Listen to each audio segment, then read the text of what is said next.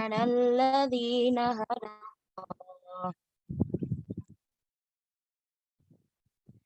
وما كان الله ليضيع إيمانكم إن الله بالناس لرؤوف رحيم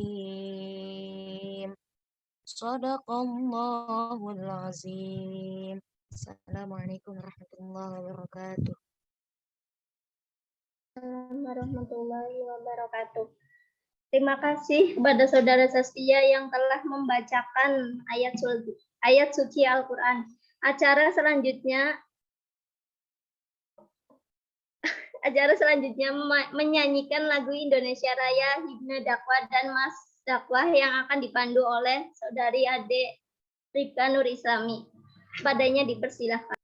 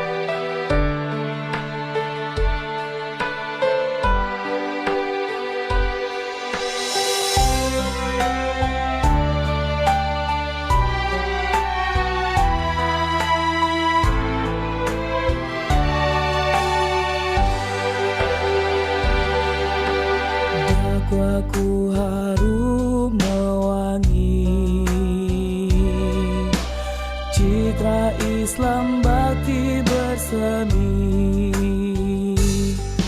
akan ku tanam selalu dedikasiku padamu. Dakwah pelita harapan bangsa, penerang juang ragaku.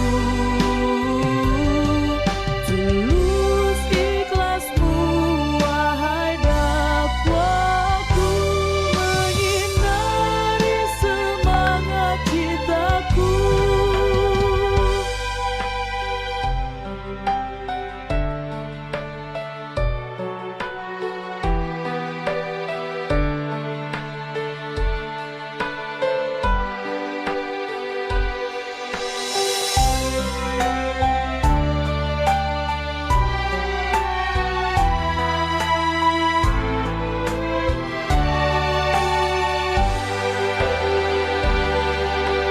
Dakwahku harum mewangi, citra Islam bakti bersemi, akan ku tanam selalu dedikasiku padamu. Dakwah pelita harapan bangsa, penerang juang ragaku. Tulus ikhlasmu wahai dakwahku, menyinari semangat citaku, menyinari semangat citaku.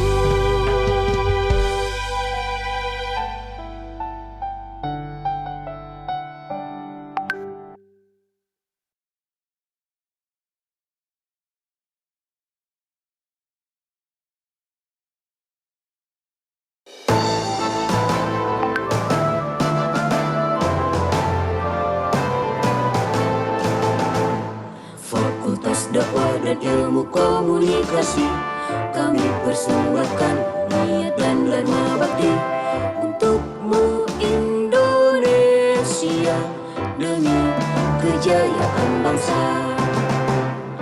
Umat terbaik pemegang amanat Tuhan, menabur kebaikan, menolak kemungkaran. Pegang tali keimanan, rahmat semesta tercurahkan.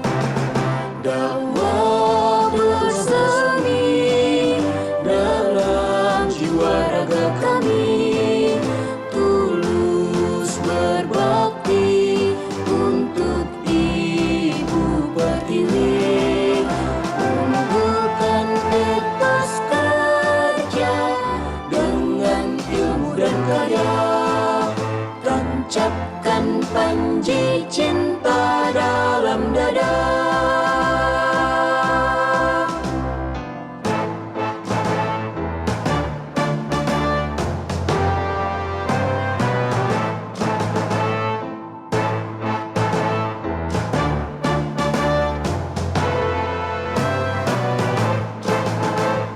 Negeri kaya raya berbineka, beragam suku, tradisi dan agama, panjatkan dakwah santun dan komunikasi. Nusantara berpendar warna-warni, dakwah bersemi dalam jiwa raga kami, tulus berbakti untuk Ibu Pertiwi, unggulkan etos kerja dengan ilmu dan karya, tancapkan panji cinta dalam dada, tancapkan panji cinta dalam dada.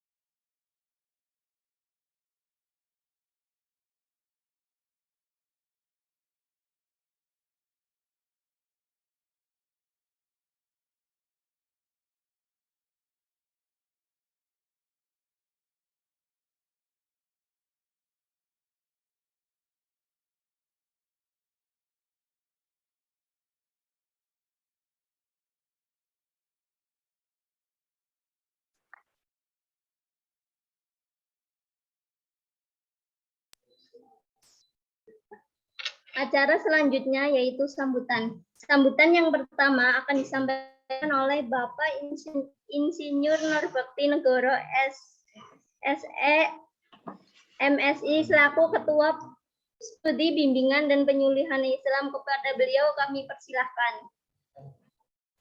Bismillahirrahmanirrahim. Tes. Apakah suara terdengar, Dek?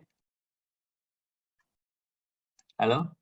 Apakah terdengar suara saya? Sudah, Dengar, Pak. Terdengar. Terima kasih.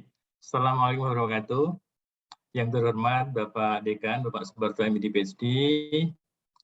Yang terhormat Bapak narasumber, Bapak Tasman MSI, Bapak Agus Solehudin, SAG MPD, Ketua FPAI Jakarta Pusat. Kemudian yang terhormat Bapak Aida Parinsen Lembangaul dari Polresta Pekanbaru. Yang saya cintai dan saya banggakan anak-anakku, mahasiswa Prodi BPI yang kali ini sedang melakukan praktikum mikro, ya, kelompok 8, yang akan menyampaikan webinar tentang peran muda dan mahasiswa dalam menangkal paham radikalisme di kalangan milenial. Radikalisme ini adalah suatu paham atau gagasan yang ingin melakukan perubahan pada sistem sosial dan politik dengan cara kekerasan yang atau ekstrim gitu ya. Nah, seringkali radikalisme ini dikaitkan dengan masalah agama, meskipun sebenarnya bukan hal dengan agama ya. Sebenarnya lebih ke arah masalah-masalah politik.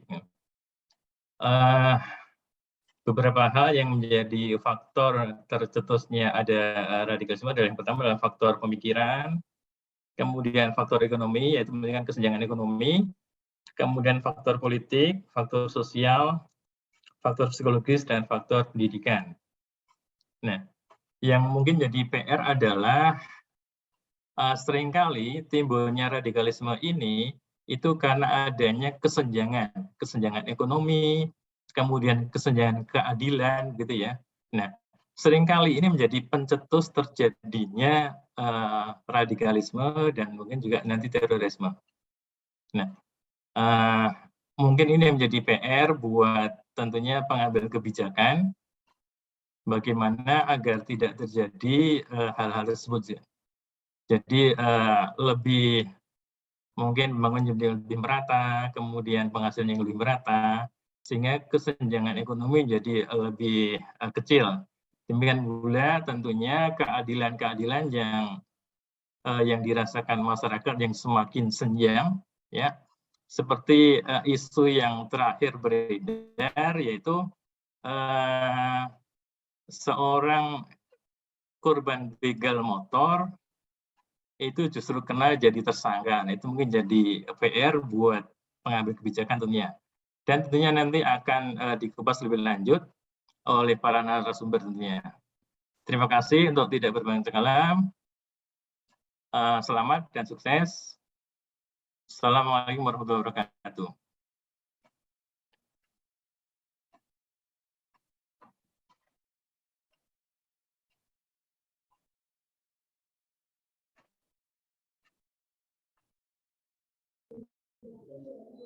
Kami ucapkan terima kasih kepada Bapak Bakti yang atas sambutannya. Sambutan selanjutnya akan disampaikan oleh Bapak Suparto SAG MED PhD selaku Dekan Fakultas Dakwah dan Ilmu Komunikasi. Kepada beliau tempat dan waktu kami persilahkan. Baik, Assalamualaikum warahmatullahi wabarakatuh. Alhamdulillahi wahdah wassalatu wassalamu ala rasulillah Sayyidina Muhammad ibn Abdillah wa ala alihi wa sahbihi wa mawalah wa la hawla wa la quwata illa billah ma ba'd. Yang saya hormati Pak Kaprodi, Program Studi Bimbingan dan Penyuluhan Islam, serta Bu Sekprodi, Sekretaris Program Studi Bimbingan dan Penyuluhan Islam, dan yang saya hormati para narasumber untuk sore hari ini, kolega saya Pak Tasman MSI, dosen dan peneliti, ya, kemudian narasumber Pak Agus Solehudin SAG MPD dari FKPAI, Forum Komunikasi Penyuluh Agama Islam dari Jakarta Barat. Kemudian saya hormati Bapak Aibda Perenson Lumbangaul dari Polresta Pekanbaru, dan moderator hari ini Afifah Nelly Ulya.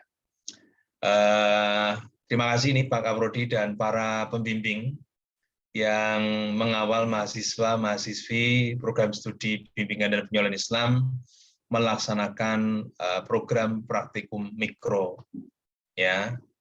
Dan salah satu agendanya adalah melaksanakan seminar yang hari ini bertema sangat penting bagi kita, yaitu peran pemuda dan mahasiswa dalam menanggulangi radikalisme di kalangan generasi milenial. Ini penting karena radikalisme bagaimanapun saat ini diterjemahkan menjadi sesuatu yang negatif dan cenderung berpola pada kekerasan. Meskipun kalau kita tengok sejarah, radikalisme itu merupakan gerakan pembebasan di Prancis ya pada abad ke-18 ketika masyarakat menyadari banyaknya persoalan-persoalan ekonomi, politik, dan feudalisme, lalu kemudian muncul kelompok-kelompok tertentu yang ingin membebaskan dari itu semua, ya, ingin mencerabut dari akar bahwa akar manusia adalah memiliki hak, tidak hanya hak individu, tetapi hak kelompok, hak ekonomi, hak politik, hak sosial, hak budaya, hak berbangsa, dan hak bernegara. Lalu kemudian terjadi perubahan dahsyat di masyarakat Prancis, ya. Lalu kemudian konsep radikal disematkan pada segala kegiatan-kegiatan yang berbau politis dan ingin menggulingkan pemerintah. Karena memang sejarahnya seperti itu. Protes warga negara atau civil society terhadap penindasan. Jadi istilahnya adalah conscience kolektif, ya, kesadaran kolektif masyarakat terkait dengan problem yang ada. Lalu kemudian radikalisme bertransformasi menjadi begitu sempit, disandarkan pada gerakan-gerakan agama, ya. Jadi interpretasi agama yang bersifat keras, bersifat tidak menghargai keberagaman, maka itulah radikalisme. Bagaimana beberapa survei itu mengindikasikan, ya, misalnya survei dari Lembaga Kajian Islam dan Perdamaian, ya, LAKIP pada tahun 2010 itu mencoba untuk membuat survei di 10 tempat di Jakarta di akhir 2010. Dalam survei tersebut kemudian ditemukan bahwa 50% dari anak-anak sekolah itu setuju bahwa penggunaan kekerasan untuk menegakkan ajaran agama. Ya, mereka percaya bahwa orang-orang Muslim itu diperbolehkan untuk menggunakan kekerasan untuk memerangi orang-orang yang melecehkan agama. Ya, saya pikir ini mungkin ya yang kemarin terjadi pada saat demo BMSI, ya, salah seorang pegiat sosial yang kemudian digebuki rame-rame. Mungkin bagi sebagian mereka dalam mindset-nya adalah ini adalah idealisme untuk menegakkan keadilan di mana agama sebagai wadah suci yang dicemari oleh kata-kata kotor, maka kemudian bangkit, ya, untuk melawan. Apapun alasannya, bahwa kekerasan itu tidak sesuai dengan ajaran Islam. Apalagi pengaruh-pengaruh mereka tidak hanya pada khotbah-khotbah saja, tetapi juga melalui pendidikan, ya, di sekolah-sekolah, ya, memang sangat rentan, atau di kampus-kampus. Tapi insya Allah di Fakultas Dakwah dan Ilmu Komunikasi, kita ingin memperkenalkan Islam yang rahmatan lil alamin, ya, wa ma arsalnaka illa rahmatan lil alamin. Dan tidaklah engkau Muhammad diutus kecuali menjadi cinta kasih bagi alam semesta. Jadi Islam itu refleksinya adalah cinta. Sampai ibadah apapun itu diarahkan pada membangun cinta, membangun komitmen kemanusiaan. Ibadah sholat misalnya, sholat jamaah itu pahalanya 27 tingkatan dibandingkan sholat sendiri. Kenapa demikian? Karena dalam sholat jamaah itu dibangun kebersamaan, equality, ya, kesamaan, kebersamaan dan kesamaan. Tidak ada jenderal dan kopral, ya, tidak ada direktur maupun tukang sayur yang berebut soft, semuanya sama di mata Tuhan. Hanya Tuhan membagi cinta sehingga manusia itu diikat oleh agama dalam cinta kasih manusia. Demikian pula ketika jamaah haji misalnya, itu ketika mereka berihram, maka larangan diantaranya adalah memotong ranting-ranting pohon, ya, memburu binatang. Kenapa demikian? Kesadaran ekologis sebagai wujud dari cinta kasih itu juga diejawantahkan dalam ajaran Islam. Jadi Islam mengajarkan manusia tidaklah kemudian begitu antroposentris, mencintai dirinya sendiri, begitu selfish, ya, hanya memikirkan keuntungan, kepentingan diri dan kelompok. Tetapi Islam mengajarkan untuk memperhatikan umat lain, baik umat non-Muslim, ya, maupun lingkungan. Ya, ekologi menjadi bagian penting di dalam ajaran Islam. Tadi disebutkan, dibacakan oleh pembaca ayat suci Al-Quran di pembukaan. Bismillahirrahmanirrahim. Wa kadzalika ja'alnakum ummatan wasata litakunu syuhada'a 'alan nas wa yakuna rasulu 'alaikum syahida. Dan demikian pula kami jadikan kalian sebagai umat pertengahan untuk kamu menjadi saksi atas perbuatan-perbuatan manusia, dan agar Rasul Muhammad menjadi saksi atas perbuatan kalian. Umatan wasato bukan berarti umat yang tidak memiliki pendirian, nggak ke kanan, nggak ke kiri, nggak timur, nggak ke barat, nggak ke utara, nggak ke selatan. Tetapi umatan wasato adalah umat yang memiliki jangkar peradaban dan jangkar identitas yang kokoh, yang kuat. Bahwa kemudian akidah sebagai bagian yang mengikat keimanan kita, itu kemudian tidaklah mudah untuk dirusak. Dan salah satu keyakinan dan keimanan kita adalah cinta kasih tadi. Ayat ini sebenarnya bercerita tentang kiblat, ya, di mana kiblat menjadi epicentrum kesatuan umat. Ya, ketika orang tawaf, maka mereka datang dengan tujuan yang sama. Tujuan karena Allah. Hidup jika didasarkan tujuan hidup karena Tuhan, maka kepentingan individu, kelompok, kepentingan politik itu lebur menjadi kepentingan bersama yang berbentuk kemakmuran, ya, saling menghormati, saling menolong, dan seterusnya. Apalagi ibadah puasa misalnya. Ada satu hadis yang mengatakan orang yang memberikan buka puasa kepada orang lain, maka pahalanya sama, ya, dengan orang yang diberi buka. Artinya transfer pahala dari orang yang diberi buka kepada yang memberi buka. Ini elan vital ajaran Islam yang saling menolong dan saling menghormati.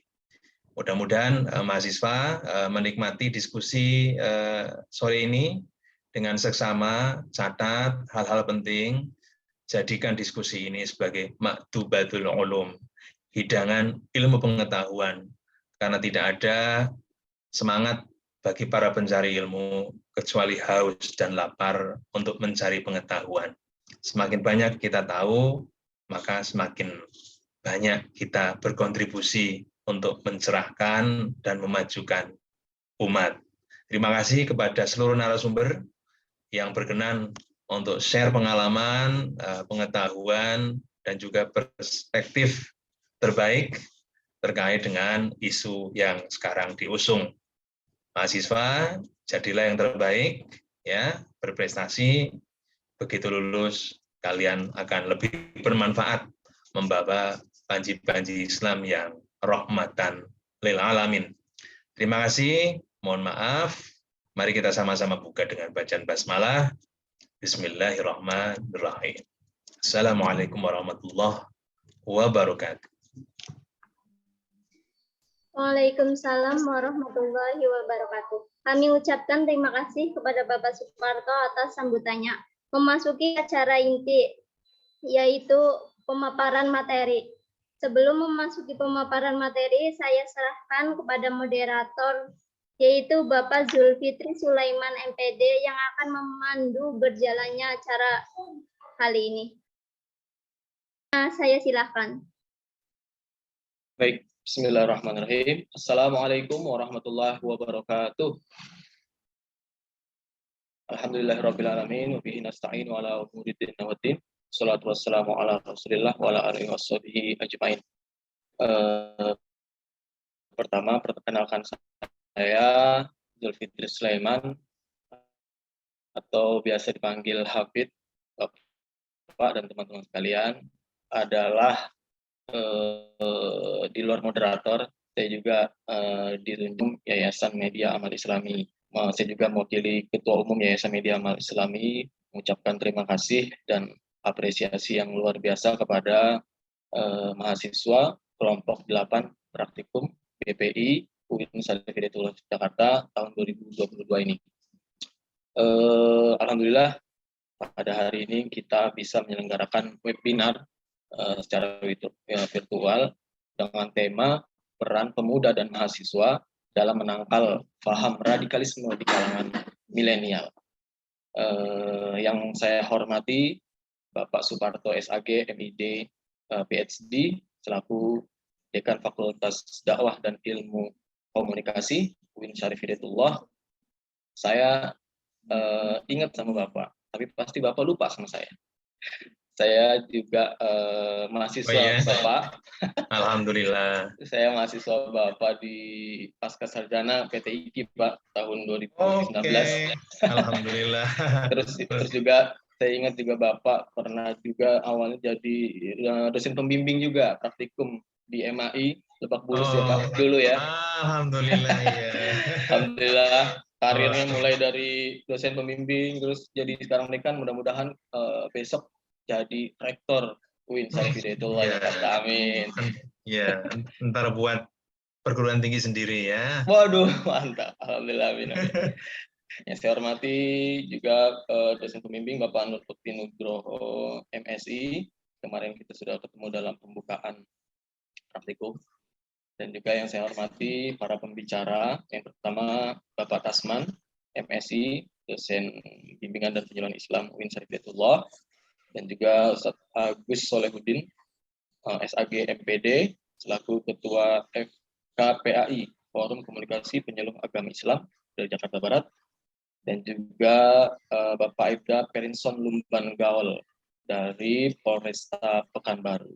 Sungguh luar biasa, hari ini kita kedatangan para pembicara yang sangat luar biasa, dan menurut saya sangat kapabel dan semua pembicara mewakili daripada tema kita pada kali ini tentang radikalisme. Jadi ada dari kalangan akademisi, dari praktisi, dan juga langsung dari penyelenggara negara bidang penegakan hukum. Jadi saya juga menyapa kepada teman-teman mahasiswa UIN, mungkin khususnya dari BPI, Syarif Hidayatullah. Apa kabar teman-teman semua? Kemarin pada ikut demo apa enggak? BPI UIN? Hah? Enggak ya? Enggak, Pak. Enggak ya, baik. Ini mentang-mentang ada Pak Dekan pada ngomongnya enggak, Pak. Saya sebenarnya ya kita nggak tahu. Tapi menyoroti mungkin peristiwa kemarin, 11 April itu adalah mungkin aspirasi luapan ekspresi dari teman-teman mahasiswa, dan itu merupakan hak berekspresi kita, menyalurkan pendapat, dan itu dijamin oleh undang-undang. Namun memang yang disayangkan ada sedikit insiden yang mungkin menyangkut juga pada tema kita pada kali ini, yaitu tentang radikalisme, sehingga terjadi sebuah insiden yang cukup memprihatinkan dan memalukan kita sebagai bangsa. Baik, tanpa panjang kalam, ya kami juga nanti akan memancing, memaksa, dan membutuhkan masukan, saran, kritik, dan juga mungkin pertanyaan-pertanyaan dari para peserta dan mahasiswa sekalian. Baik, Bapak Suparto, izin live. Kita akan dahulukan yang pertama kepada Bapak Tasman MSI selaku dosen BPU UIN, karena biasanya Pak, ya kan, kalau kita atau mahasiswa membuat makalah, pasti yang pertama yang dicari adalah pengertian. Nah, jadi kalau tentang pengertian, baik mungkin secara teoritis atau filosofis, kita serahkan langsung pada akademisi, yaitu Bapak Tasman selaku dosen UIN Syarif Hidayatullah. Mungkin langsung saja saya persilakan.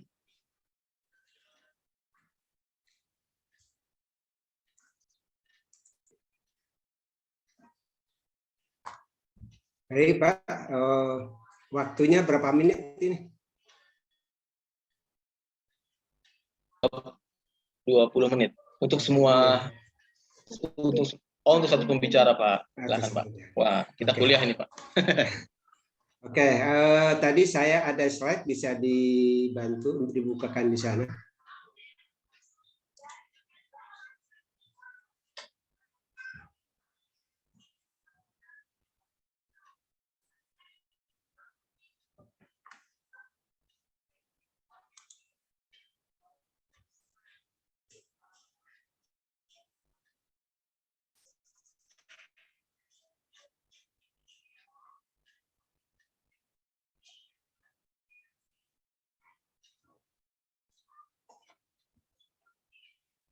Apakah bisa?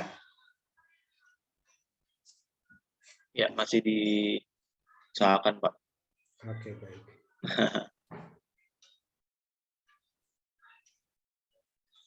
Oke, baik. Sambil menunggu slide.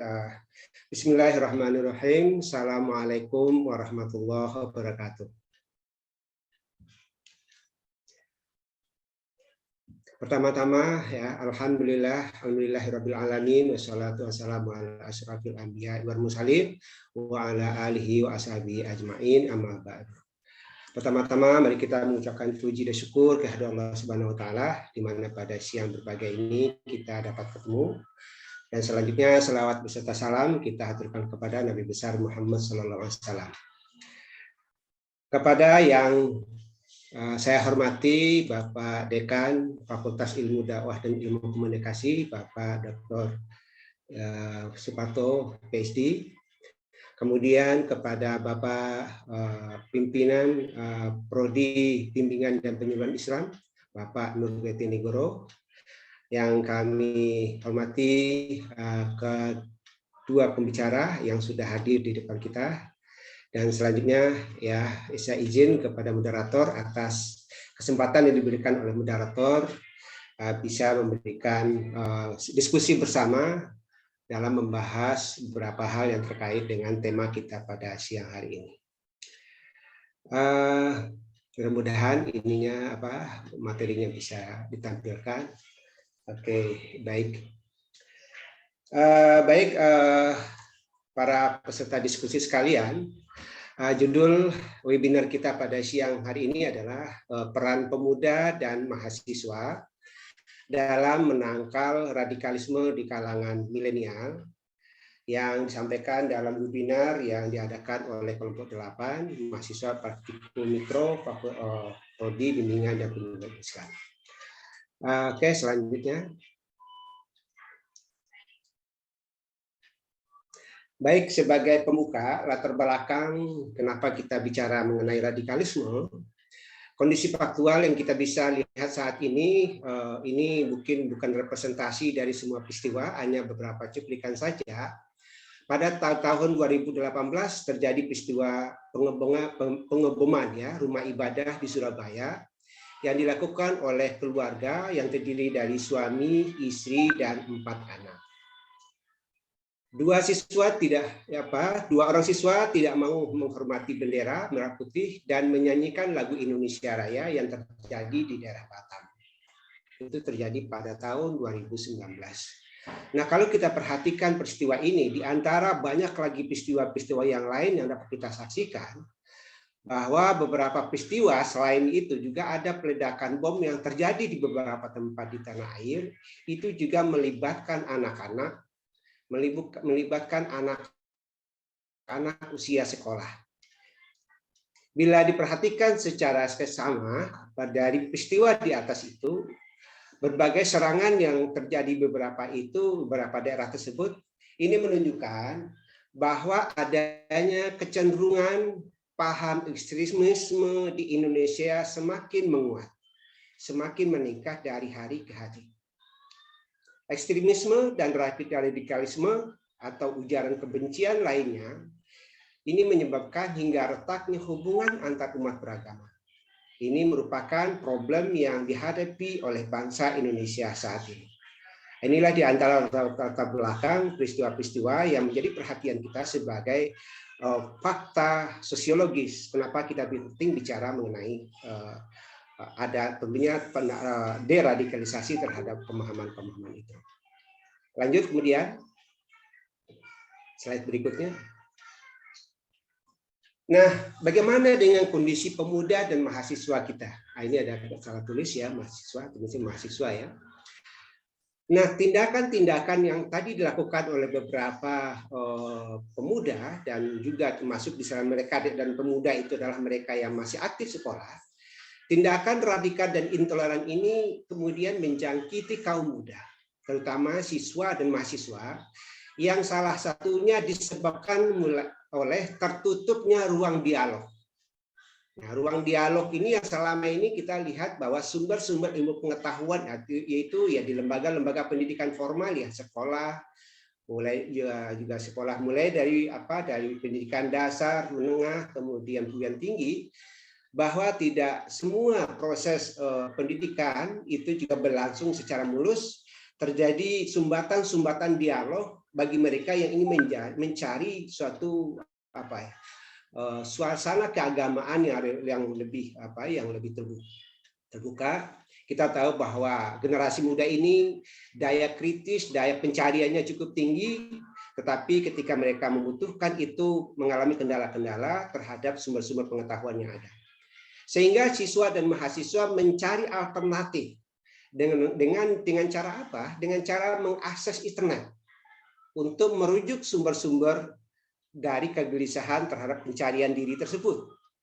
Akses internet yang terbuka lebar menjadi peluang bagi mereka untuk membaca situs-situs radikal. Sebaliknya juga bagi kelompok-kelompok tertentu yang ingin menyebarluaskan paham-paham, sebagaimana disebutkan oleh Pak Dekan tadi, itu juga mendapatkan ruang yang begitu terbuka, yaitu ruang internet untuk menyebarluaskan gagasan-gagasan yang bernuansa ekstremisme dan juga radikalisme itu sendiri. Jadi ketemulah dua aktor ini. Satu sisi adalah siswa kalangan muda dan siswa dan mahasiswa, di sisi lain para mereka yang giroh keagamaan yang ingin menyebarkan nilai-nilai Islam yang berbeda sebagaimana tadi disampaikan itu ke ruang publik dalam media sosial. Pendidikan agama Islam yang diajarkan di madrasah dan sekolah maupun di perguruan tinggi tidak membuka wawasan keislaman yang komprehensif. Ya, mungkin berbagai faktor ya, berbagai faktor sistem atau kultur pendidikan yang berbeda satu sama lain. Ini melainkan menumpulkan kepekaan terhadap kebinekaan. Jadi beberapa pendidikan keagamaan yang diajarkan itu yang tidak membuka wawasan keislaman yang komprehensif, tetapi berdampak dengan munculnya ketumpulan kepekaan terhadap pemahaman keagamaan. Coba kembali lanjut ke slide berikutnya. Nah, kalau kita lihat perhatikan secara sosiologis, bahwa masyarakat Indonesia khususnya kita mengalami suatu apa yang disebut dengan bonus demografi. Ya, kita mengalami peningkatan jumlah penduduk yang sangat signifikan karena di satu sisi meningkatnya kesejahteraan penduduk, ya, meningkatnya pendapatan penduduk. Di sisi lain juga meningkatnya jumlah penduduk itu sendiri. Nah, bentar. Nah, bonus demografi berdasarkan istilah dari Perserikatan Bangsa-Bangsa adalah potensi pertumbuhan ekonomi yang tercipta akibat perubahan struktur umur penduduk, di mana proporsi usia kerja lebih besar daripada proporsi bukan usia kerja. Nah, ini merupakan tidak hanya menjadi bonus bagi negara Indonesia, bagi negara Indonesia, tapi juga tantangan. Bagaimana memenuhi harapan-harapan hidup dari pertumbuhan penduduk yang sangat signifikan itu 64% umur yang produktif. Di sisi lain juga terjadi adalah global community atau komunitas dunia digunakan terutama dalam konteks politik dan kemanusiaan untuk menggambarkan kelompok-kelompok negara bangsa dari berbagai jenis di dunia. Jadi semakin terbukanya globalisasi komunitas dunia, di sisi lain juga semakin terbuka hubungan-hubungan antar berbagai bangsa dan negara. Selanjutnya juga kalau kita perhatikan, ya, di sisi lain itu semakin meningkatnya apa yang disebut dengan digital native, yaitu menggambarkan bagaimana seseorang yang tumbuh di era informasi saling mengacu pada generasi milenial. Generasi Z dan generasi Alpha, individu-individu ini dapat mengkonsumsi informasi dari media sosial internet di seluruh dunia. Jadi apa saja yang akan dicari itu didapatkan di dunia di media sosial. Termasuk di dalamnya adalah ajaran-ajaran agama yang bersifat berbagai macam, mau yang mencari yang toleran ada, yang radikal ada, yang fundamentalis ada, macam-macam. Oke. Berikutnya, kita juga ingin lihat industri 4.0. Nah, dalam masa industri 4.0 ini, di mana bangkitnya industri digital, di mana seluruh bagian yang ada di dalamnya saling berkolaborasi dan berkomunikasi secara pesat, ya, yang menuntut penerapan IT di seluruh dunia. Nah, ini suatu realitas yang tidak bisa kita lihat bahwa dunia sekarang sudah semakin global. Nah, coba kita lanjut ke slide berikutnya.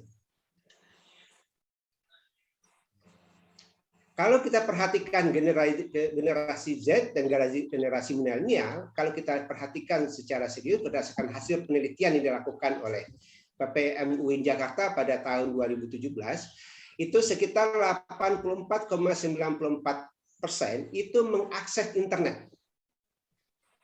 Jadi 84,94% ya mereka yang seluruh tadi itu generasi milenial itu adalah mengakses internet. Dan 15% diantaranya adalah punya tetapi tidak mengakses internet ya. Oke, lanjut.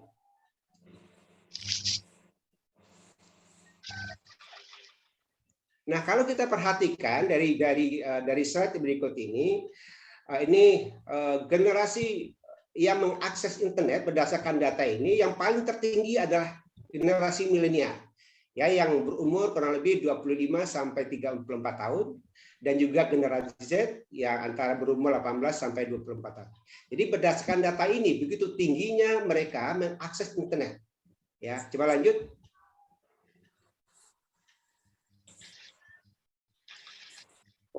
Nah, apa saja yang diakses oleh generasi milenial melalui internet?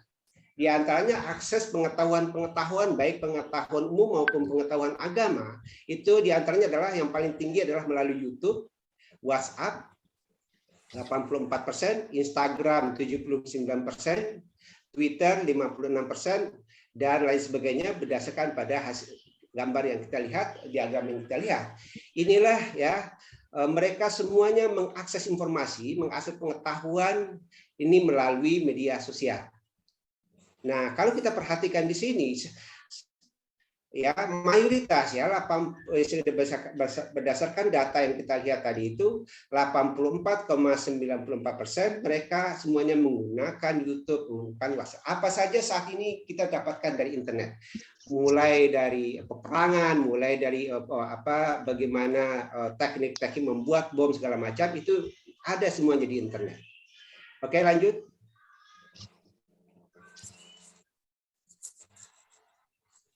Nah, kalau kita lihat dari sini, dari mana generasi Z itu mempelajari agama? Nah, berdasarkan data yang kita dapatkan, mereka itu mempelajari agama 50,80% mempelajari agama melalui media sosial.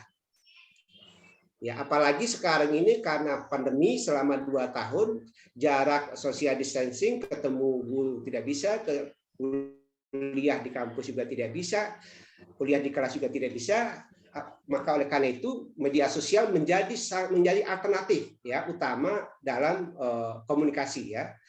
Nah, 50,80% itu mendapatkan pelajaran agama melalui media sosial. 48,57% melalui kitab-kitab atau buku-buku yang print ya, buku-buku yang di print. Kemudian melalui televisi 33,73% ya, melalui televisi ya, ada siaran-siaran resmi dan ada siaran-siaran non resmi. Ya, kita lihat banyak saat ini semakin semarak siaran-siaran keagamaan melalui ceramah segala macam. Ada yang bernuansa toleran, juga ada siaran-siaran yang bernuansa intoleran. Nah, kita saksikan juga bahwa tidak semua TV secara resmi itu ada yang kita lihat ya. TV-TV yang punya modal besar tentu saja bisa kita lihat di TV sebagaimana kita saksikan. Tetapi TV-TV lokal, yang TV-TV kecil yang bahkan lebih signifikan memberikan pengaruh terhadap masyarakat, itu juga banyak menyampaikan nilai-nilai keagamaan baik yang toleran maupun juga intoleran. Nah, dari Majelis Taklim sebagai sumber pendidikan agama itu sekitar 17,11%. Oke, lanjut. Nah, berdasarkan apakah kita punya bukti? Nah, ini soal bukti ya. Soal bagaimana kita mendefinisikan betul nggak sih secara faktual bahwa generasi muda itu semakin meningkat paham keagamaannya. Ini penelitian yang dilakukan oleh Pusat Pengkajian Islam dan Masyarakat UIN Jakarta pada tahun 2007, yaitu bagaimana bentuk-bentuk keberagamaan dari generasi Z dan milenial ini. Hasil penelitian dilakukan, penelitian ini ada di internet, silahkan diakses, ini sudah dibuka secara terbuka. Dan saya sendiri terlibat dalam penelitian ini, ingin mengetahui sejauh mana ya sikap-sikap generasi Z ini dalam kehidupan sosial dan keagamaan. Yang pertama, sekitar 20,3% siswa dan mahasiswa menyatakan bahwa orang Kristen musuh orang Islam. Ya mungkin ya sekitar 79,7% menyatakan bahwa orang Kristen bukan musuh. Tetapi yang menjadi perhatian kita adalah sisanya 20,3% menyatakan bahwa mahasiswa dan siswa menyatakan bahwa orang Kristen musuh orang Islam. Kemudian 23,78% siswa dan mahasiswa berpendapat bahwa orang Kristen membenci orang Islam. Jadi ada praduga atau ada imajinasi bagi siswa-siswa yang Muslim bahwa orang Kristen itu membenci orang Islam. 29,6% yaitu keberatan jika mereka yang berbeda agama memberi bantuan kepada lembaga-lembaga Islam. Jadi ada anggapan dari ada keyakinan ya kurang lebih yang gitu di antara siswa dan mahasiswa bahwa orang-orang non-Muslim memberikan bantuan kepada lembaga Islam itu mereka tidak mau terima. Nah, sekitar 53,7% setuju bahwa orang Yahudi adalah musuh orang Islam. Lanjut.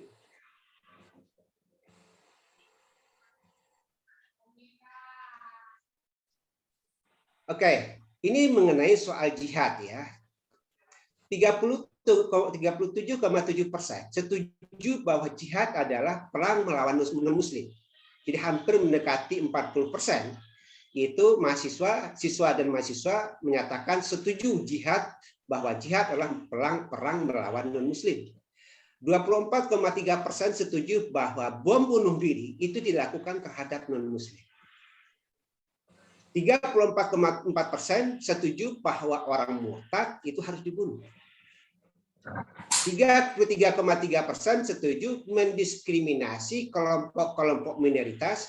Setuju mereka itu 33,3%. Siapa saja kelompok-kelompok minoritas? Yaitu kita lihat nanti banyak ya kelompok minoritas. Oke, lanjut.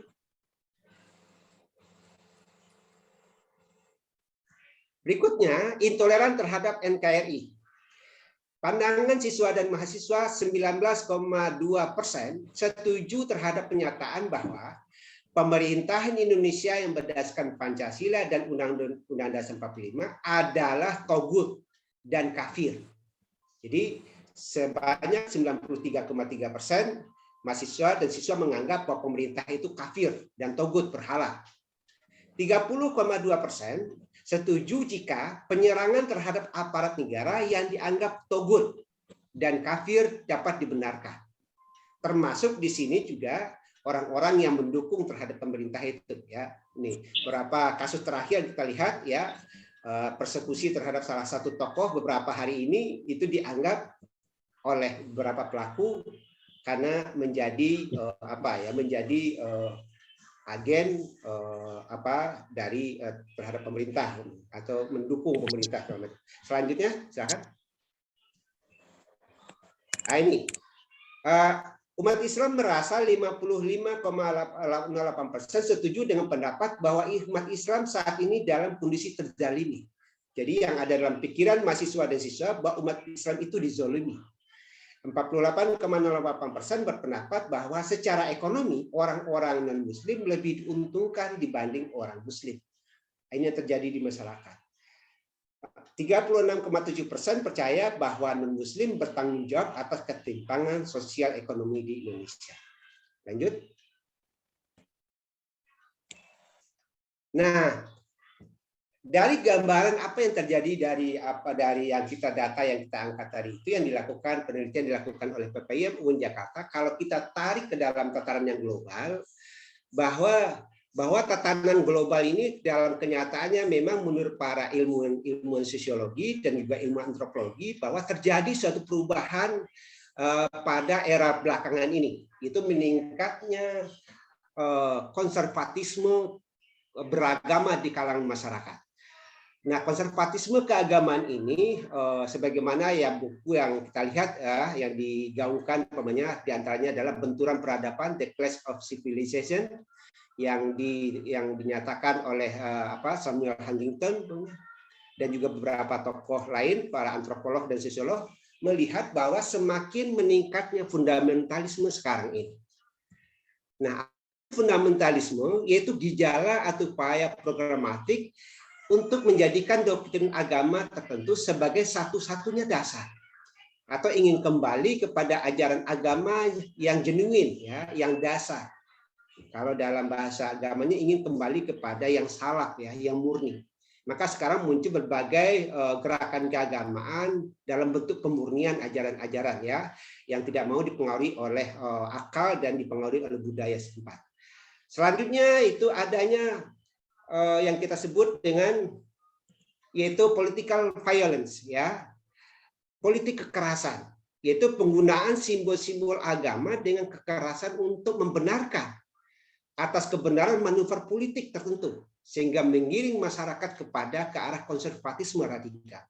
Kita belakangan melihat bahwa muncul gerakan-gerakan rakyat, gerakan-gerakan masyarakat sipil yang dimotori oleh orang per orang yang ingin mengambil pengaruh atau mempengaruhi masyarakat demi tujuan-tujuan tertentu. Ya, beberapa gerakan keagamaan yang kemudian ketika terjadi gelombang radikalisme, gelombang anarkisme, mereka tidak bertanggung jawab. Ya, jadi inilah munculnya populisme, gerakan kekerasan ini yang kemudian tidak terbendung.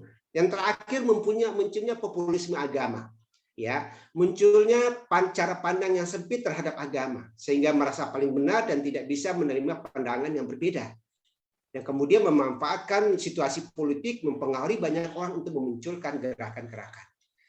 Muncul intoleransi keberagaman adalah satu bentuk intoleransi atau kekurangnya toleransi terhadap kepercayaan atau praktek-praktek agama lain. Silakan selanjutnya, slide berikutnya.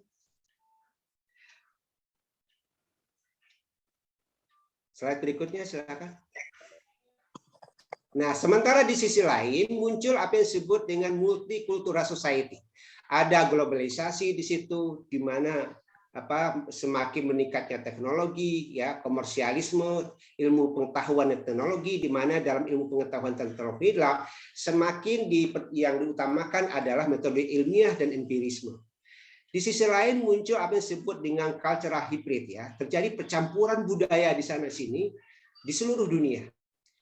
Munculnya satu gagasan, yaitu gagasan penyatuan atau satu gagasan kesatuan bangsa, melting pot. Itu munculnya gagasan untuk membentuk suatu ideologi untuk mengatur seluruh kehidupan masyarakat. Ini juga munculnya ideologi-ideologi besar dunia yang kemudian memiliki kecenderungan memiliki watak otoritarianisme dan totalitarianisme. Tetapi di sisi lain muncul juga masyarakat yang istilahnya itu salad bowl, ya. Itu satu masyarakat yang multikulturalisme meskipun berbeda-beda tetapi tetap masih dalam kesatuan. Namun demikian perbedaan itu tidak menghilangkan ciri khas dari masing-masing masyarakat itu. Nah, Indonesia merupakan salah satu yang meyakini Bhinneka Tunggal Ika. Namun demikian, di Indonesia mengandung negara kesatuan, tetapi tidak menghilangkan ciri khas kebinekaan, ya, Bhinneka Tunggal Ika. Namun dalam hal-hal tertentu ada keinginan untuk menyeragamkan baik cara pandang masyarakat, baik pemikiran masyarakat, baik agama juga punya kecenderungan untuk agama-agama tertentu, ya, kayak kelompok-kelompok tertentu punya kecenderungan untuk menyeragamkan keyakinan-keyakinan beragama. Nah, dalam masyarakat multikultural yang diutamakan adalah menghindari cara pandang ekstrim, ya. Oleh karena itu dalam masyarakat multikultural yang diutamakan adalah moderasi, ya. Itu sikap yang menghilangkan tidak berpihak kepada kiri dan juga tidak berpihak kepada kanan. Jadi kecenderungannya adalah kalau boleh kita bilang adalah berpijak pada kaki demokrasi. Boleh selanjutnya?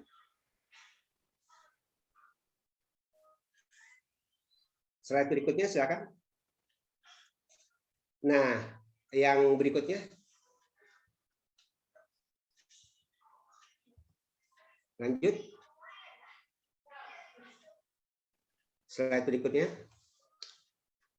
Nah, apa yang bisa solusi, kita langsung ke terakhir, solusi, ya, materi yang terakhir, slide berikutnya, terakhir silakan.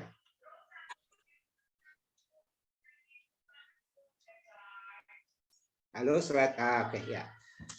Apa solusi yang bisa kita berikan untuk penanggulangan deradikalisasi di kalangan pemuda dan pelajar? Dengan gencarnya penggunaan media sosial dalam penyebaran informasi harus dijadikan jalan dalam menyebarkan pesan-pesan yang toleran. Jadi harus dimanfaatkan peluang media sosial yang terbuka ini untuk menyebarkan pesan-pesan yang toleran, damai dan inklusif kepada pembaca. Pesan-pesan ringan namun bermakna harus giat dilakukan di berbagai media sosial, Facebook, Instagram, segala macam. Yang kedua, pengarus utamaan Islam moderat atau Islam wasatiyah seperti apa yang disampaikan oleh moderator tadi, oleh Bapak Dekan tadi itu. Islam wasatiyah kurang lebih Islam jalur tengah, ya, dengan tradisi yang inklusif, toleran dan damai dengan penganut agama lain akan dapat membendung gerakan-gerakan Islam yang mencoba mengubah haluan dalam berbangsa dan bernegara. Nah, kita berharap yaitu organisasi moderat, ya, Nahdlatul Ulama dan Muhammadiyah, dan juga organisasi-organisasi yang lain yang mengusung nilai-nilai moderat ini agar tetap mempertahankan jati diri wasatiyah untuk memberikan peran krusial dalam menjaga keutuhan bangsa dan negara. Lanjut. Nah, kepada mahasiswa dan pemuda perlu banyak mengikuti pertukaran pengalaman keagamaan, ya, dan mengatasi masalah-masalah keagamaan secara bersama dengan masyarakat non-muslim ya. Seperti siswa-siswi yang berbeda agama bisa menceritakan pengalaman mereka merayakan hari besar keagamanya, berbagi kisah tentang nilai-nilai agama yang menjunjung harkat martabat kemanusiaan. Jadi pentingnya pengaruh utama interfaith dialog di antara masyarakat beragama. Untuk mengurangi terpaparnya generasi muda dari paham radikalisme, negara berkewajiban mengembangkan kurikulum yang terbuka, toleran, dan inklusif di semua lini, mulai dari usia dini, menengah, perguruan tinggi, pendidikan formal, informal, di media massa, dan juga masyarakat. Terakhir, memberikan kepada pemerintah membuka peluang lebih besar kepada generasi muda untuk mengikuti pelatihan-pelatihan tentang wawasan kebangsaan, keislaman, dan keindonesiaan.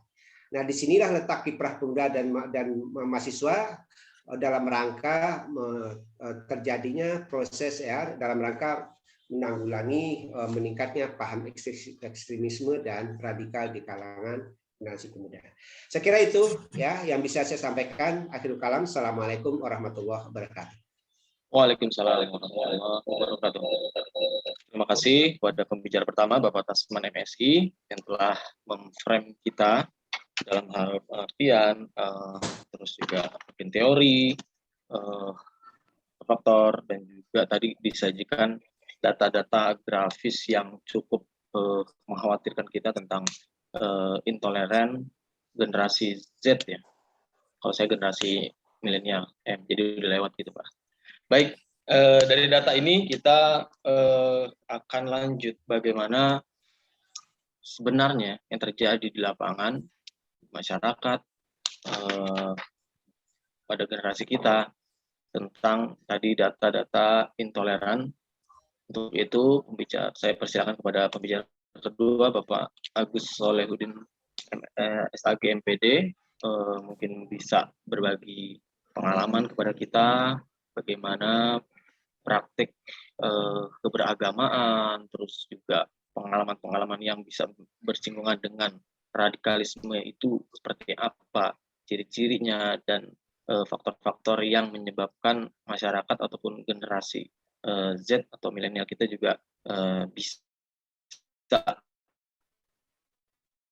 terjangkit paham radikalisme. Untuk itu, Waalaikumsalam warahmatullahi wabarakatuh. Alhamdulillahirabbil alamin. Wabillahi nasta'in wala umuri dunya waddin. Salatu wassalamu ala asrofil anbiya'i wal mursalin sayyidina wa habibina wa maulana Muhammadin amma ba'du. Hari ini saya sangat berbahagia sekali karena ada silaturahmi yang luar biasa. Saya benar-benar merasakan di lapangan adik-adik saya dipersiapkan juga untuk berjuang ke arah sana. Jadi pertama memanjatkan puji syukur kepada Rabbi atas silaturahmi ini Allah pertemukan, dan analisa dari teman-teman ini luar biasa sampai juga gitu ke penyuluh yang di lapangan di luar dugaan gitu ya. Selama ini hubungan teman-teman di lapangan dengan akademisi itu agak-agak terputus gitu. Tapi hari ini ternyata ada silaturahmi yang luar biasa. Saya mengucapkan terima kasih kepada Pak Dekan, Pak Ketua Prodi, kemudian dari pembimbing, para narasumber lain, terlebih khusus adik-adik saya yang hari ini masih berkutat dengan teori. Mudah-mudahan bisa menemukan satu titik penting sebagai kata kunci agar kita mampu mengaplikasikannya dengan baik. Salat dan salam senantiasa kita sampaikan kepada junjungan kita Habibana wa Nabiyana Muhammad sallallahu alaihi wasallam. Perkenalkan, saya Agus Solehudin, menjadi penyuluh di Kemenak Jakarta Barat. Kemudian 2 tahun yang lalu saya terpilih sebagai Ketua FKP, Forum Komunikasi Penyuluh Agama Islam di Jakarta Barat. Tapi ternyata di Jakarta lain juga sudah terbentuk. Tingkat provinsi sekarang sudah digagas. Ini menjadi penting komunikasi bagi antar penyuluh di lapangan. Nah, di era saat ini memang kita di lapangan mendapatkan satu realita kehidupan. Jadi belajar itu nggak hanya cukup dari kampus, juga teman-teman harus belajar dari sebuah kehidupan luar biasa. Ya, karena apa? Karena ternyata bolehlah ada analisa, ada survei yang begitu memetakan persoalan, tapi kadang-kadang kita di lapangan itu juga berbeda. Saya ingin ada satu bekal bagi teman-teman mahasiswa khususnya, itu ada 3 kesadaran. Pertama itu harus sadar tahu. Sadar tahu artinya terus kita harus mau belajar, dan membacanya jangan hanya di kampus, tapi baca keadaan, baca alam lah, ya, baca keadaan saat ini. Kemudian setelah sadar tahu, sadar mau. Kita harus punya kesadaran mau berubah lah, ya, mau berubah. Apalagi penyuluh, tidak hanya mau berubah, harus mau mengubah, mau menyampaikan. Yang ketiga adalah sadar mampu. Kita diingatkan di lapangan ini harus punya kemampuan. Tanpa kemampuan, kita ibaratnya berperang tanpa senjata, ya sudah, kita tidak mampu merubah apapun. Ya, tidak cukup SK dari teman. Tapi idealisme keislaman, perjuangan itu menjadi satu ruh yang harus ngalir dalam tubuh kita. Saya sedikit saja memberi gambaran juga bahwa 3 kesadaran itu penting. Sekali lagi titip untuk kita, untuk adik-adik saya. Jadi harus sadar tahu, terus belajar, sadar mau, dan sadar mampu. Karena apa? Karena di lapangan saya sesuai dengan edaran dari kementerian bahwa saya juga punya tugas-tugas pokok yang harus terus, ya, diperjuangkan. Jadi ada keputusan Menteri Agama ini yang membekali kami nomor 574 tahun 1999. Ini tentang aspek agama. Yang kedua, aspek penyuluh pembangunan. Jadi bagaimana mengemas pembangunan dengan bahasa agama yang santun, yang bisa diterima oleh masyarakat. Ini memang tidak mudah. Kemudian ada fungsi-fungsi bagi kami memang yang kenapa tadi itu harus terus diperjuangkan. Ada fungsi informatif, jadi penyuluh itu harus informatif lah, menyampaikan informasi yang benar. Kemudian ada komunikatif, itu. Kemudian ada edukatifnya. Ya, kemudian ada yang terakhir ada motivatif. Jadi ini mungkin di dunia kampus sekarang sedang dikaji, ya, sedang dibekali bagaimana menjadi seorang yang bisa punya kemampuan informatif. Nah, sekarang terkait dengan informatif itu beberapa penyuluh terus digembleng dengan IT-nya. Gitu. Jadi kita nggak kalah kalau yang radikal juga menyebarkan hal yang tidak bagus. Jadi produk dari penyuluh juga apa yang bisa mewarnai, ya kan, seperti itu. Nah, kemudian kita di lapangan sebetulnya saya terlebih dulu ingin bercerita lah. Kalau saya dengan teman-teman di Jakarta Barat khususnya, mungkin sama lah, penyuluh se-Indonesia itu sering lah ada kata-kata bukan putus asa, ya, bukan putus asa.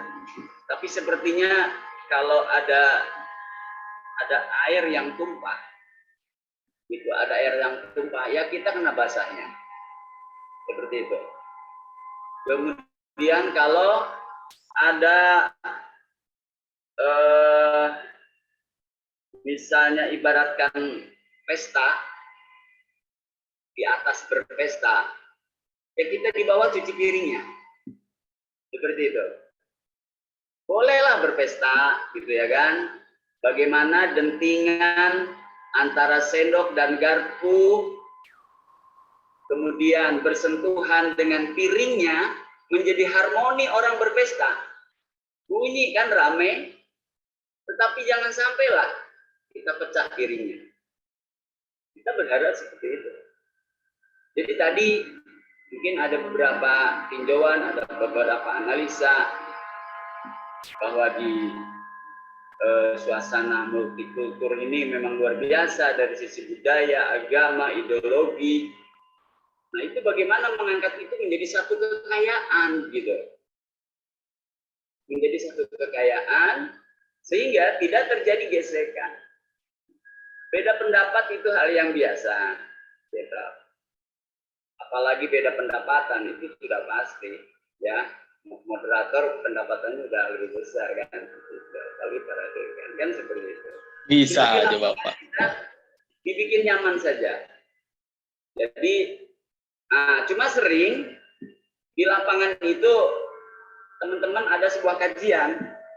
Jadi ada namanya sebuah kajian rutin penyuluh di lapangan.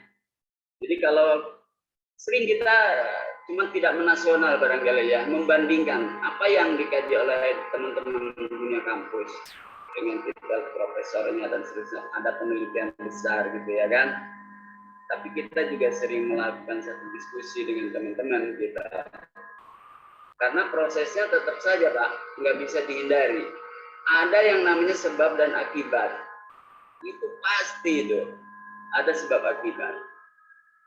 Jadi bolehlah ada analisa bahwa pelajar terpapar, mahasiswa terpapar, gitu kan? Itu sebab atau akibat. Nah, kita sering ingin mengobati sebuah sebab, kita disibukkan dengan akibat, gitu. Jadi sering kita dilawan ini apa gitu. Mungkin ada sebab-sebab kebijakan yang salah, akhirnya timbul apa? Dari kebijakan yang salah, maka timbullah akibatnya ini gitu.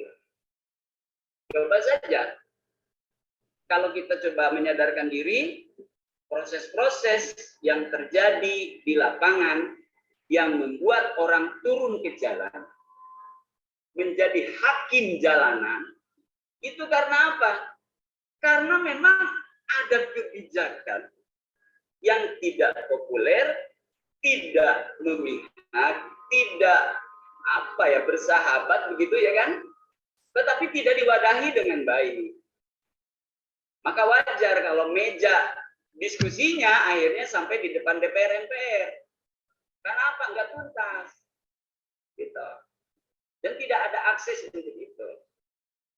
Nah, ini kita di lapangan, para penyuluh, bagaimana menyikapi itu. Jadi kalau analisa antara sebab dan akibat, antara api dengan asapnya, itu kebanyakan bicara asap. Apinya nggak bisa dipadamkan ini, nggak bisa dipadamkan. Saya mungkin tidak terlalu haruslah memaksakan yang membuat bara api itu siapa dan mengapa membuat bara api sehingga asapnya begitu hitam gitu kan, mengepul gitu, membuat kita. Nah inilah kalau bicara di lapangan seperti itu. Jadi kita berjuang di penyuluh agama itu ada 8 spesialisasi yang harus ditangani. Pertama memang ada baca tulis Al-Quran. Itu nanti teman-teman yang penyuluh agama mesti profesional lah, yang lebih fokus ke membaca tulis Al-Quran dengan berbagai persoalannya begitu kajiannya. Kemudian ada produk halal, dan alhamdulillah BPJH UIN juga sudah nyambung dengan kami, ya kan? Malah kantor ininya di UIN kan, BPJH-nya. Kemudian ada kita direvisi menjadi PPH-nya, penyelia produk halal. Kemudian ada satu memang ini tugas saya tentang bagaimana menyadarkan bagaimana radikalisme dan aliran sempalan itu juga subur gitu ya di negara Indonesia. Nah ini ada tim khusus yang juga kami punya itu. Kemudian ada keluarga sakinah. Ini juga tantangannya berat keluarga sakinah, bayangkan saja, ada salah satu laporan dari puskesmas misalnya, ketika 2 tahun kita COVID, di KUA melakukan satu pernikahan saja online, PJJ pernikahannya, bahkan dibatasi gitu kan. Nah itu pada saat sekarang sudah dibuka, ada pernikahan, rata-rata mereka sudah berhubungan duluan sebelum nikah. Jadi ke kantor itu hanya untuk minta pengesahan. Kan sangat prihatin lah. Belum lagi dengan perceraian. Kemudian ada HIV AIDS, ada zakat, ada wakaf, ada kerukunan umat beragama. Jadi bentengnya itu Kemenag sudah mencobalah semaksimal mungkin membuat sistem itu, termasuk tadi ada moderasi agama. Kita itu udah keluar masuklah seminar itu ya bagaimana memahamkan jamaah khususnya binaan majlis taklim itu bagaimana menjadi orang yang moderat kan seperti itu. Nah, tapi dari beberapa kajian yang dianalisa begitu, jadi memang kita ini sering juga seperti tidak punya pegangan begitu, ya. Ini yang mengkhawatirkan kita. Makanya tadi pertama tuh ada sadar tahu, gitu. Sadar tahu dulu lah. Saya bangga saat ini umat Islam udah semakin melek, tidak lagi mau dibodohin, ya. Strategi-strategi pembodohan, bagaimana narasi-narasi agama itu, narasi-narasi radikal itu ditempelkan gitu kepada agama misalnya. Padahal radikal di semua lini juga masuk, namanya kekerasan itu. Cuma kan ya ada perang media, ada semacam sinetron-sinetron lah yang membuat kita juga berat lah. Ini bagian dari analisanya, ada bagian dari strategi adu domba, ada upaya pendangkalan Islam, ada upaya penghadangan kebangkitan Islam, ada cara buruk politik Barat, politik Blok Timur gitu, yang membuat semua ini tidak bisa hanya bicara Indonesia, karena sudah sangat global. Saya juga dengan teman-teman sudah sampaikan ada slide yang mengingatkan bahwa radikalisme itu bagian dari penyakit-penyakit yang selama ini menjadi kurang nyaman lah kedengarannya lah, kurang nyaman. Tapi faktanya ada. Jadi tantangan global sebetulnya termasuk radikalisme itu kan barang-barang ekspor, barang impor. Jadi kalau kita saat ini sudah zaman global kan nggak bisa menghindari itu. Mungkin selain itu juga kita kenal dengan yang namanya, ini kan udah familiar ya di kalangan mahasiswa, ada ideologi liberal. Itu nggak kalah bahayanya dengan radikalisme. Karena apa? Karena dia mengharapkan ada satu politik yang menjadi ingin bebas, ingin ada sebuah kebebasan.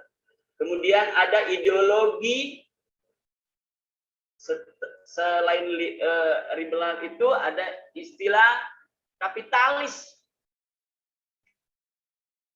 Itu biasanya melekat di sistem ekonomi. Bagaimana sumber daya alam bisa dikuasai oleh hanya seseorang gitu. Dan itu ada sebuah pembiaran gitu, ada sebuah pembiaran sistem yang tidak kembali lagi ke sistem Pancasila kan seperti itulah. Kemudian yang kedua itu yang ketiga ada istilah sekuler. Ini juga kan perjuangan nih, menyuluh, mencoba memisahkan antara pengetahuan Islam, keberagamaan terpisah dengan sebuah negara kan seperti itu.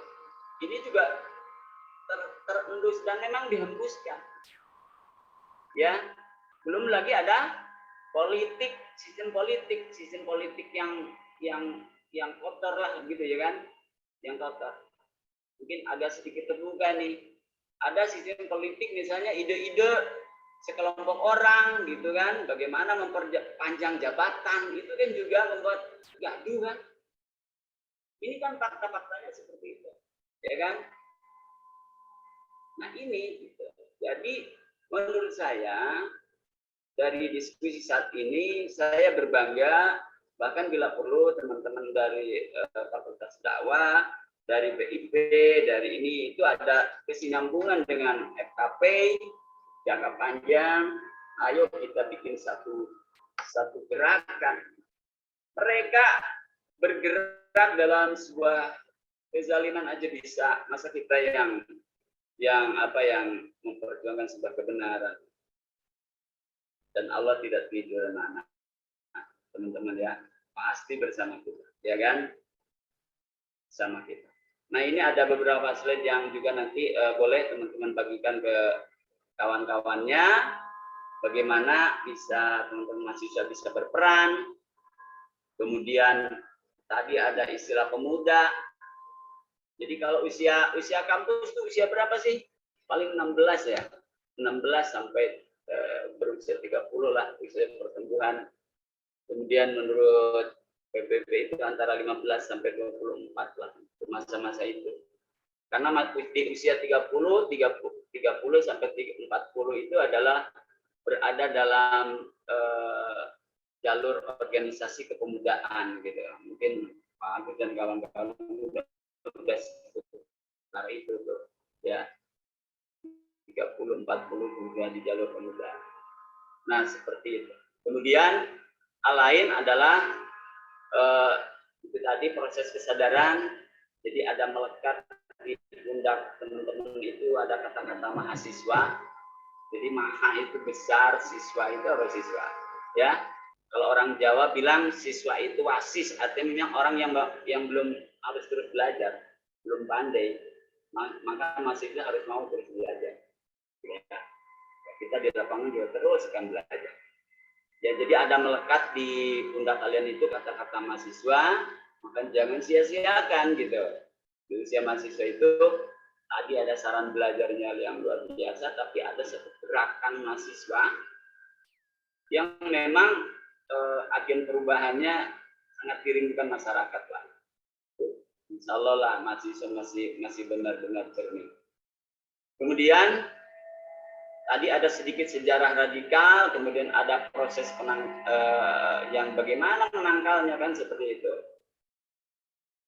Nah dalam proses penangkalan teman-teman mahasiswa khususnya kan saya yakin ya, atau mungkin ada peserta umum juga atau ada rekan-rekan saya juga yang hadir. Saya teringat sebuah hadis ya yang mengisyaratkan kepada kita bahwa ya tapi jangan pesimis gitu ya kan. Kita coba juga analisa hadisnya. Apa itu?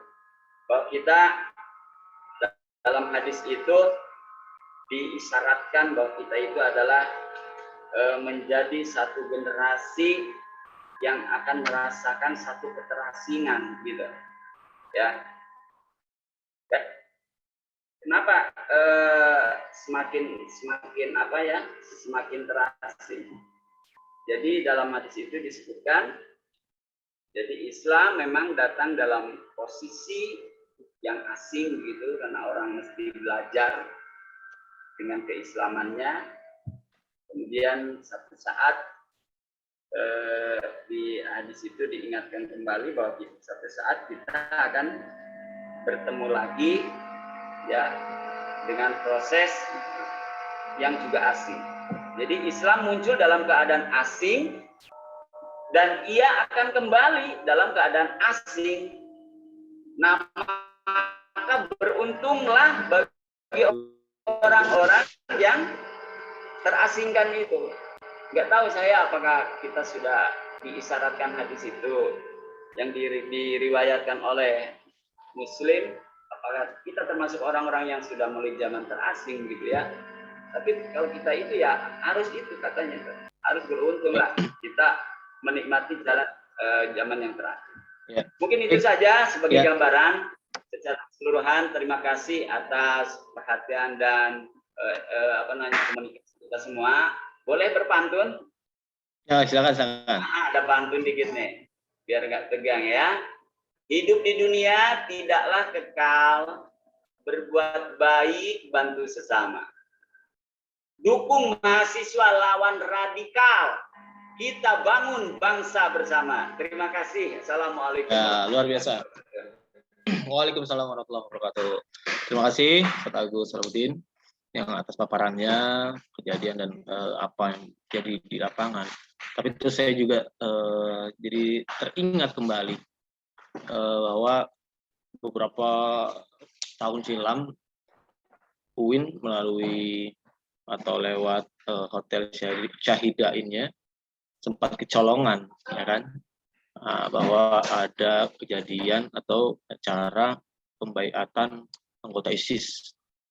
Nah ini jadi satu pelajaran juga mungkin untuk UIN, dan mungkin saya yakin sekarang sudah lebih baik dan lebih ketat lagi. Nah itu membuktikan kepada kita bahwa paham radikalisme ini memang sudah luar biasa menjamur dan merajalela gitu ya.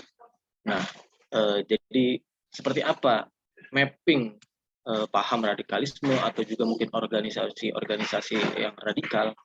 Mari kita dengarkan paparan dari pembicara kita, Bapak Aibda Perinson Lumban Gaul. Padanya kami persilakan. Baik, terima kasih Bapak. Assalamualaikum warahmatullahi wabarakatuh. Kami hormati Pak Dekan, Pak Suparto SAG MED PhD. Ada juga Pak Tasman MSI. Ada juga Pak Adus Salahuddin SAG MPD. Dan yang kami hormati juga moderator Bapak Julfitri Sulaiman MPD. Dan rekan-rekan mahasiswa yang pada saat ini terlibat dalam kegiatan Zoom yang kami hormati dan kami muliakan. Di dalam kesempatan kali ini izinkan kami Perinson Lumban Gaul, kebetulan kami berdinas di Propam di Polresta di Polda Riau. Jadi ini memang salah satu terobosan dan langkah yang luar biasa dari rekan-rekan mahasiswa. Kok bisanya sampai ke saya jadi narasumber ini luar biasa. Luar biasa. Jadi saya berharap kepada rekan-rekan mahasiswa nanti bahwa acara seperti ini tidak semata-mata untuk tujuan pembelajaran saja.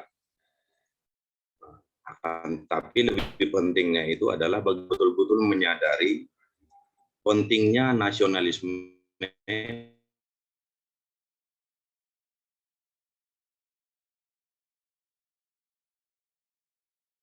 pegang teguh NKRI, Pancasila, dan Undang-Undang 45 itu dua hal yang berbeda yang tidak boleh salah satunya timpang.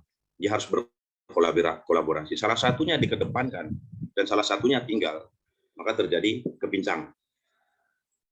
Jadi pada kesempatan ini kepada rekan-rekan mahasiswa sekalian, saya lebih cenderung bertentang pengalaman belajar. Mungkin rekan-rekan mahasiswa tinggal browsing juga dapat bahannya semua lengkap. Jadi saya lebih dominan ke ini, ke pengalaman di lapangan aja. Jadi perlu kami sampaikan bahwa yang kita bahas pada kesempatan sore ini radikalisme. Radikalisme itu artinya paham-paham yang berusaha untuk mengganggu stabilitas keamanan dengan mengubah dasar negara kita. Pancasila dan Undang-Undang ini tahun 2002-2003 melaksanakan operasi pengamanan penegakan keamanan di Nangro Aceh Darussalam. Kemudian beberapa tahun yang lalu juga di Polda Riau juga ada rekan kita sampai meninggal. Mungkin kalau beritanya mungkin disiarkan secara nasional yang ditabrak, kebetulan terorisnya masuk menerobos lewat pintu pagar keluar sehingga menimbulkan rekan kita meninggal dunia. Namun dengan kesigapan kita 4 orang yang diduga teroris berhasil diamankan, yang kemudian diketahui bahwa mereka berbasis di Kota Dumai, Provinsi Riau. Jadi dalam kesempatan ini yang perlu kami sampaikan kepada rekan-rekan mahasiswa pada kesempatan ini, artinya bagaimana kita menyikapi radikalisme itu tergantung bagaimana kita memahami sebuah. Kami mengharapkan kepada rekan-rekan mahasiswa nantinya apabila sudah menjadi sarjana, jadilah sarjana yang betul-betul mempunyai intelektual dan pemahaman agama yang kokoh. Sebagaimana kita ketahui bahwa teroris ini, paham radikalisme ini tidak saja menyasar kepada generasi muda. Beberapa bulan terakhir kita dapatkan informasi bahwa salah satu yang dinyatakan dan diduga sebagai pelaku radikalisme atau teroris adalah atlet silat yang prestasinya bahkan sudah internasional. Nah, yang ada di Kalimantan, artinya kalau seorang atlet silat itu biasanya kalau mereka di tingkat daerah atau provinsi saja melakukan event itu, mereka kan mungkin menyanyikan lagu Indonesia Raya dengan menghormat, itu salah satu doktrinisasi untuk mencintai dasar negara. Tapi masih bisa seorang atlet silat yang standar prestasinya udah internasional masih terpapar oleh paham radikal. Jadi dalam kesempatan ini kami sampaikan kepada rekan-rekan mahasiswa bahwa sesudah nantinya menyelesaikan studi ini, apalagi kita ini adalah sekolah yang berdasarkan yang berpondasikan agama, ya, sekolah Islam. Kami mengharapkan kepada rekan-rekan jadilah kader-kader yang merupakan generasi penerus yang menjadi mata-mata dan telinga di negara kita Republik Indonesia ini, yang tentunya juga anti terhadap radikalisme. Kami dari Kepolisian Negara Republik Indonesia yang bersinergitas dengan TNI dan kemudian dibentuknya BNPT dan juga adanya Densus 88 tidak bisa bekerja maksimal tanpa dukungan dari RT RW. Kami tidak bisa bekerja dengan peralatan yang sudah disediakan oleh negara. Peralatannya juga bukan sembarangan lagi, sekarang ini sudah menggunakan teknologi yang cukup canggih. Namun kami sampaikan pada kesempatan ini ada beberapa item yang perlu kami sampaikan, bahwa kenapa sih radikal ini begitu sulitnya untuk diberantas? Ada beberapa hal. Salah satunya adalah dasar undang-undang yang mengatur tentang radikalisme itu sudah jelas, memang sudah sangat jelas. Akan tetapi apabila dalam suatu paham radikalisme dilakukan pelatihan, misalnya rekrutmen, pembayatan, itu belum ada pasal yang mengandung yang mengatur tentang itu. Artinya masih mengambang. Sementara itu sudah jelas-jelas adanya pelatihan ataupun ada rekrutmen, terus pembayatan. Tapi undang-undang yang mengatur untuk itu belum kuat. Jadi pada kesempatan ini kami harapkan mari kita sama-sama juga berdoa. Mudah-mudahan salah satu sisi kelemahan untuk penegakan undang-undang paham radikal ini segera dilengkapi. Ya, kita kadang miris juga, Pak, ya, rekan-rekan mahasiswa sekalian, karena ini prosesnya dalam tahap pembelajaran.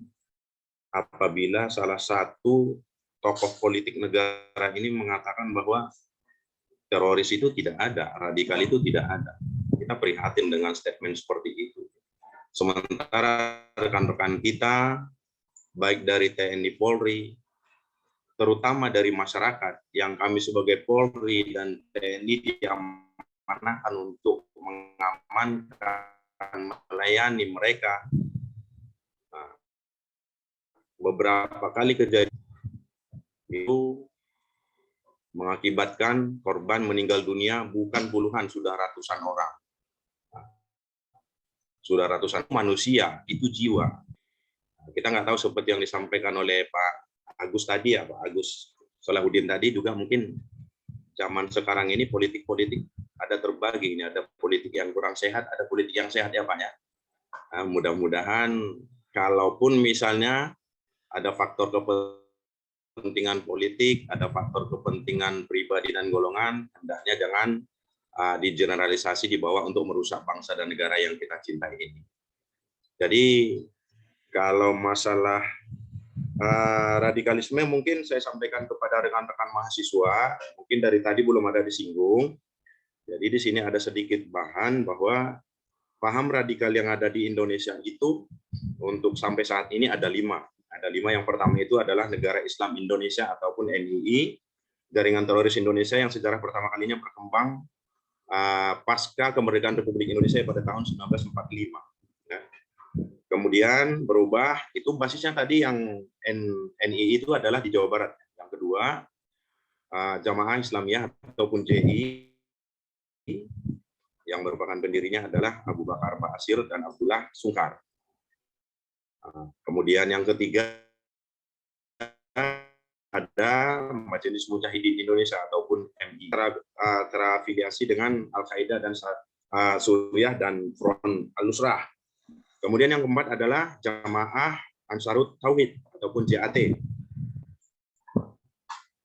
Kemudian yang terakhir namanya Jamaah Ansarut Khilafah ataupun JAK. Jadi itu ada 5 kelompok teroris yang saat ini masih ada di Indonesia, dan mari kita sama-sama berdoa di bulan puasa yang suci ini masih banyak sisa-sisa daripada pengungkapan teroris ini yang belum terselesaikan, artinya belum ketangkap semua. Kita bersyukur ada salah satu rekan kita yang dulunya sangat aktif dalam teroris, yaitu saudara kita Ali Imron, yang sekarang ini sudah bekerja sama dengan pemerintah, terutama dengan BNPT, sudah memberikan ceramah-ceramah bahwa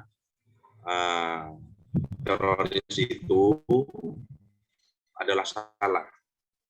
Sebenarnya gampang saja kalau kita mempunyai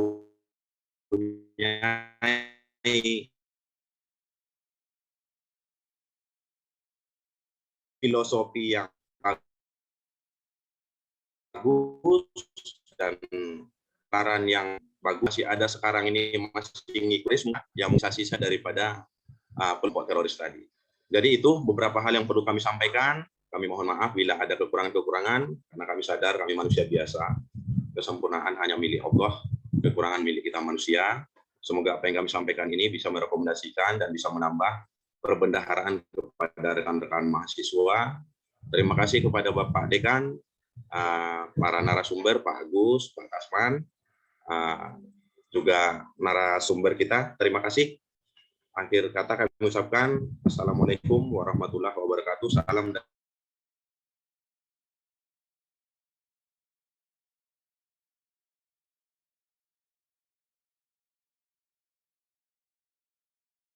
terima kasih.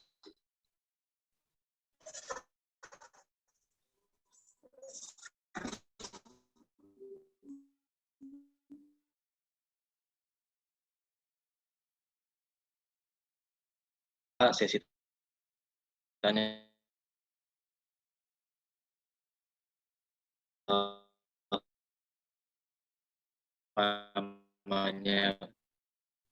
berikan pertanyaan dan langsung jawaban akan apa yang lain juga ditujukan kepada khusus kepada